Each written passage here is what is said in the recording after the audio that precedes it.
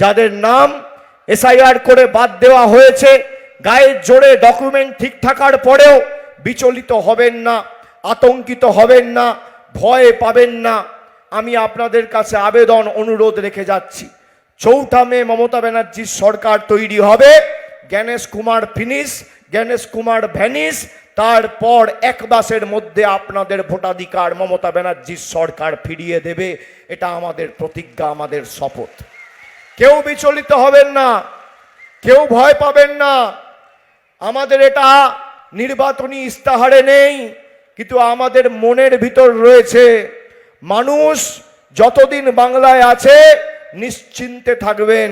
NRC বলেছিল এরা করব, আমরা করতে দিইনি। বলেছিল এনআরসি করে ডিটেনশন ক্যাম্পে পাঠিয়ে দেবো।